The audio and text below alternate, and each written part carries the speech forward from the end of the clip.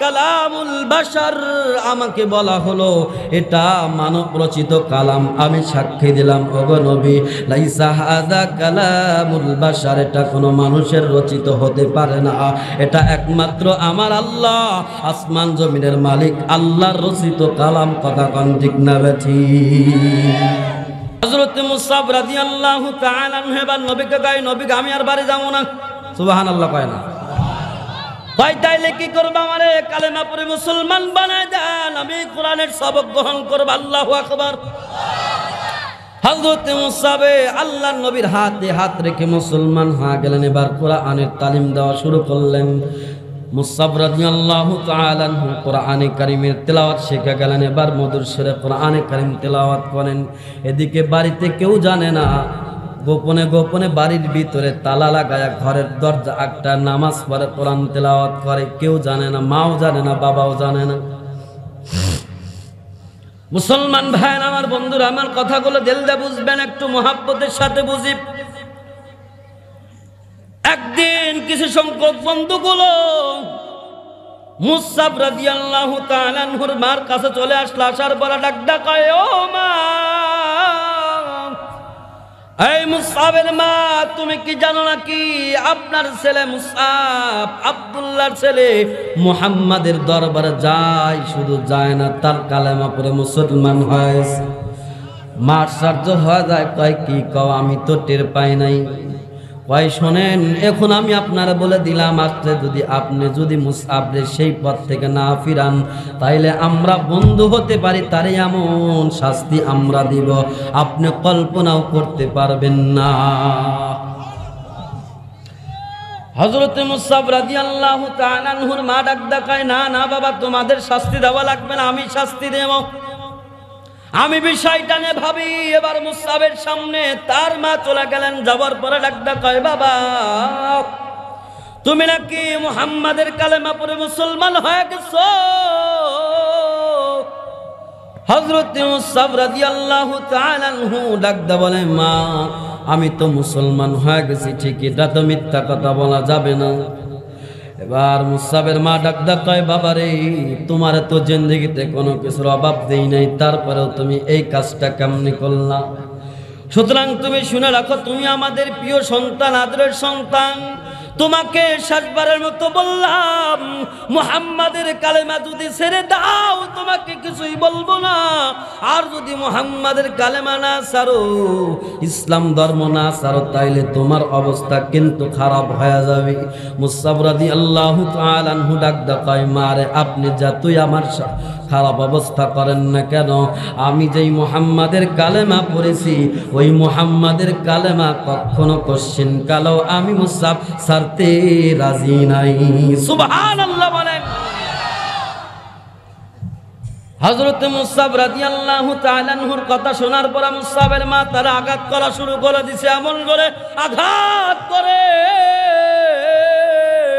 মুসাব রাদিয়াল্লাহু তাআলা আনহুর গা ফেটে রক্ত বাহির হয়ে গেল, জামা মোবারক ভিজে যায়। মুসাবরে খানা দেয় না, 7 দিন পর্যন্ত ঘরের ভিতরে আটকায় রাখছি। মুসাবকে 7 দিনের মধ্যে কোনো খানা দেয় না। মুসলমান ভাই আমার বন্ধুরা, আরে আমার মুসাব রাদিয়াল্লাহু তাআলা কয়দিন বন্দী? 7 দিন বন্দী, ঘরের ভিতরে 7 দিন বন্দী আছেন। 7 দিন পর কেমনে কেমনে পালায়া নবীদের দরবারে যায়। নবীজির দরবারে যাওয়ার পরে আল্লাহর নবী তাকায় দেখে আগের মুসাব আর আজকের মুসাবের ভিতরে অনেক পার্থক্য দেখা যায়। আল্লাহর নবী ডাক কয়, মুসাব রে, তুমি তো নিত্য নতুন জামা গায়ে দিতা, হাজার হাজার টাকা দামের জামা গায়ে দিতা, আজকে তোমার গায়ে রক্ত মাখা জামা কেন? তোমার মুখগুলো শুকে গেছে কেন? তুমি কি খানা খাও নাই? মুসাব এই কথা বলার পরে চোখ দিয়ে টপ টপ করে পানি ছাড়তেছে। আর ডাক কয়, নবী গো, আমি আর 7 দিন পর্যন্ত অনাহার, আমার পেটে কোনো খাবার নাই। কয় কেন কেন কেন? কয় নবী গো, আপনার উপর ঈমান আনার কারণে, ইসলাম গ্রহণ করার কারণে আমার মা আমারে মারছে, আমার আঘাত করছে, 7 দিন পর্যন্ত আমার আগটা রাখছে। আল্লাহর নবী কাঁদে আর ডাক ডাকায়, আল্লাহ এই মুসআব ইসলামের জন্য কেমন ত্যাগ স্বীকার করলো ঈমানের জন্য। আগো আল্লাহ, এই মুসআব হাজার হাজার টাকা দামের জামা পরিধান করত, হাজার হাজার টাকা দামের পারফিউম ব্যবহার করত, খানা পিনার কোনো অভাব ছিল না। আল্লাহ কিন্তু ইসলামের জন্য দেখেন কি ত্যাগ করেছে মুসআব। আল্লাহ গো, এর প্রতিদান আমি কি দিয়া দিব? আমি দিতে পারবো না। কাল কিয়ামতের ময়দানে আপনি মুসআবকে আর প্রতিদান দিয়া দিবেন। আল্লাহু আকবার বলেন, আল্লাহু আকবার। ও মুসলমান, ঘটনা অনেক বড় লম্বা, আমি লম্বা করতে পারবো না, আমার বলারও সময় নাই। আমি অল্প সময়ের মধ্যে এটা বুঝায় দিব মুসলমান, এক সময় যখন বদর যুদ্ধে সংগঠিত হয়ে গেল, মুসলমান ভাইয়ের আমার, বদর যুদ্ধে সংগঠিত হয়ে যাওয়ার পরে মুসলমানরা যখন বিজয় লাভ করলেন, মুসলমানরা বিজয় লাভ করার পরে কাফেররা যখন পরাজয় বরণ করল, এই যুদ্ধের ভিতরে বড় বড় নেতাগুলো দুনিয়ার থেকে বিদায় হয়ে গেল। আবু জেহেল, উতবা সাহেবা দুনিয়ার থেকে বিদায় হয়ে গেল। কাফের বেঈমানগুলোর রাগ একদম রাগে ফায়ার হয়ে গেল। মুসলমানদের সাথে কিভাবে প্রতিশোধ নেওয়া যায়, ঠিক না ঠিক যেরকম এই প্রতিশোধ নেওয়ার জন্য একটা যুদ্ধ সংগঠিত হলো পরবর্তীতে, সেটা হলো উহুদের যুদ্ধ। কিসের যুদ্ধ? উহুদের যুদ্ধ সংগঠিত হয়ে গেল। মুসলমান ভাইয়ের আমার, বন্ধুরা রে আমার, উহুদ যুদ্ধের ভিতরে আল্লাহর নবী নিজে সেনাপতি হলেন। সেনাপতি হওয়ার পরে যুদ্ধের নিয়ম হলো, সেনাপতি যে হয়, কথা কি বুঝতেছেন আমার? সেনাপতি যে হয় তার হাতে ইসলামের পতাকা থাকে। কিন্তু আজকের এই যুদ্ধের ময়দানে অবস্থাটা অন্যরকম। আল্লাহর নবী এবার ডাক দেখায়, আমি সেনাপতি হলে কি হবে? আমার হাতে পতাকা থাকবে না। সুবহানাল্লাহ কয় না? আমার হাতে পতাকা থাকবে না। কাইলে তা কার হাতে পতাকা থাকবে? তাই আজকে এমন একটা মানুষের হাতে আমি পতাকা দিব, তোমরা বিস্ময় হয়ে যাবা। হযরত ওমর ইবনুল খাত্তাব চিন্তা করতেছে, মনে হয় আমারে দিবে। আবু বকর চিন্তা করে, আমি তো 1 নাম্বার সাহাবী, মনে হয় আমারে দিবে। ওসমান চিন্তা করে, আমি তো জামাই, আমারে তো অবশ্যই দিবে। আলী বলে, আমিও তো জামাই, আমারে তো অবশ্যই দিবে। কিন্তু আল্লাহর নবী এমন একটা মানুষের নাম উচ্চারণ করলেন। আল্লাহর নবী ডাক দেখায়, আয় মুসআব ইবনে উমাইর, তুমি কোথায়? জলদি করে চলে আসো।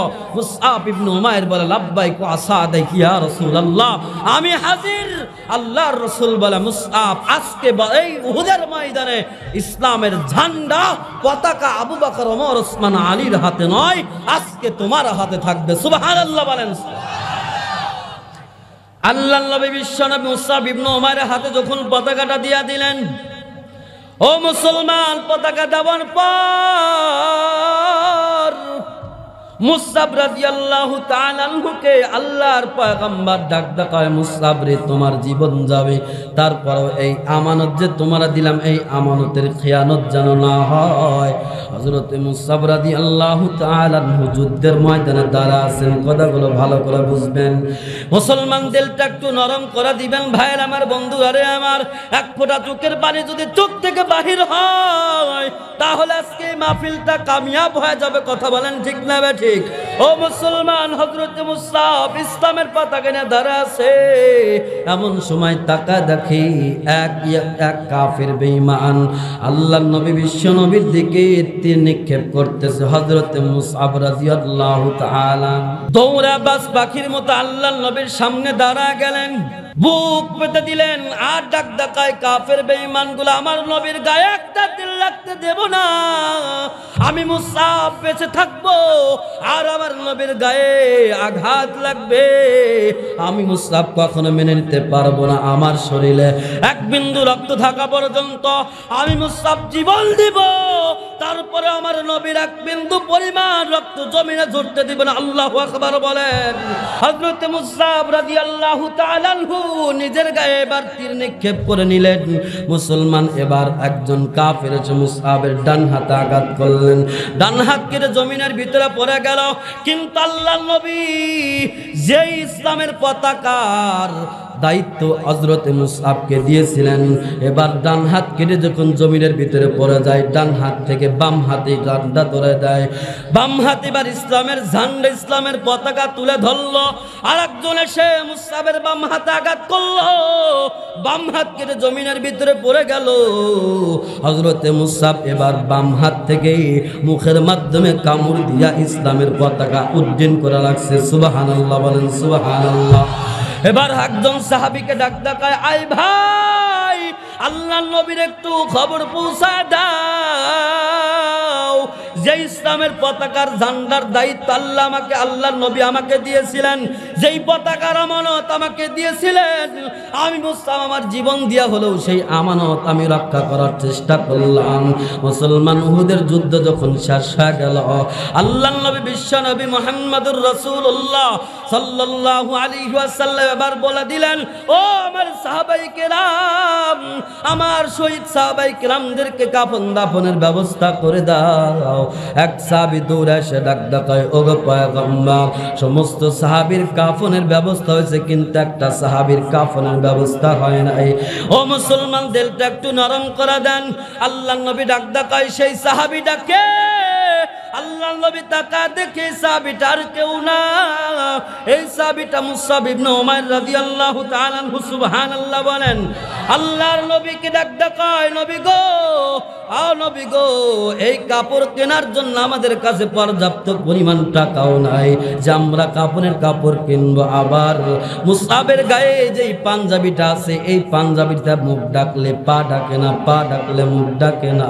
আল্লাহর নবী ছোট বাচ্চার মতো ডুকরে ডুকরে কাঁদে আর ডাক ডাকায়, রব্বুল আলামিন, আপনার নীলা খেলা বোঝা বড় দায়। যেই মুসআব হাজার হাজার লক্ষ টাকা দামের জামা পরিধান করত, একদিন যেই জামা পরতো দ্বিতীয় দিন সেই জামা পরতো না। আল্লাহ আজকে মুসআব আখিরি বিদায় হয়ে যাবে, কবরের জগতে চলে যাবে। ও গো আল্লাহ, কিন্তু মুসআবের গায়ে একটা ভালো কাপড়ের ব্যবস্থা নাই। আল্লাহটা কি হবে, কেমন নীলা খেলা তোমার? আল্লাহর প্রতিদান আমি কি দিয়া দেব? আল্লাহর প্রতিদান তুমি নিজ হাতে দিবা। আল্লাহু আকবার বলেন, আল্লাহু আকবার। মুসলমান, আল্লাহর নবী সাহাবায়ে কেরামদেরকে ডাকতে বললেন, ও সাহাবীরা রে, সাবধান সাবধান, এই মুসআবের কবরের ভিতরে আমি নিজে নামবো। আল্লাহর নবী নিজে মুসআবের কবরের ভিতরে নামলেন। ও মুসলমান, কবরের উপর থেকে হযরত আবু বকর কন্দন করে, হযরত ওমর কাঁদে, হযরত উসমান কাঁদে, হযরত আলী কাঁদে, সমস্ত সাহাবায়ে কেরাম কাঁদে। আর মনে মনে চিন্তা করে, আল্লাহ, আজকে যদি এই ভাগ্যটা মুসআবের না হয়, আমি আবু বকরের হতো। আল্লাহ গো, আমি জীবনে আর কিছু চাইতাম না। হযরত ওমর ডাক ডাকায়, আল্লাহ গো, এই ভাগ্যটা যদি আজকে মুসআবের না হয় আমার হতো, আমার কবরে যদি আমার নবী নামতো, আমি আর কিছু চাইতাম না। আল্লাহু আকবার, জোরে বলেন আল্লাহু আকবার। হে মুসলমান, ইসলামের জন্য হযরত মুসআব কেমন ত্যাগ করেছেন। হযরত শুধু মুসআব নয়, হাজার হাজার সাহাবায়ে কেরাম জীবন দিয়েছেন।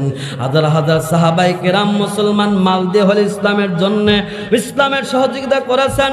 আল্লাহ পাক, আমি যে আয়াতটা তিলাওয়াত করেছি, এখানে আল্লাহ পাক বলেন, ওয়া তুজাহিদুনা ফি সাবিলিল্লাহ, আল্লাহর রাস্তায় যুদ্ধ করবা, আল্লাহর রাস্তায় সহযোগিতা করবা।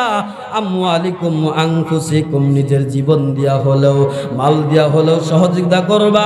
আল্লাহ পাক রব্বুল আলামিন অন্য আয়াত সূরা ফাতিরের ভিতরে বলেন, আমার কাছে তিনটা আমল সবচাইতে প্রিয়, তার ভিতরে একটা হলো আনফিকু মিম্মা রাযাকনাহুম সিররা ওয়া আলানিয়া। আমার কাছে একটা আমল পছন্দ, সেটা হলো আমার রাস্তায় ব্যয় করবা তোমাদের সাধ্য অনুযায়ী, সিররা ওয়া আলানিয়া। তোমাদের এখন ভালো সাধ্য আছে, একটু বেশি দাও, আবার অনেক অবস্থা খারাপ যাচ্ছে, একটু কম দাও, কিন্তু কোনো সময় মাহরুম করবা না। ঠিক কিনা বলেন?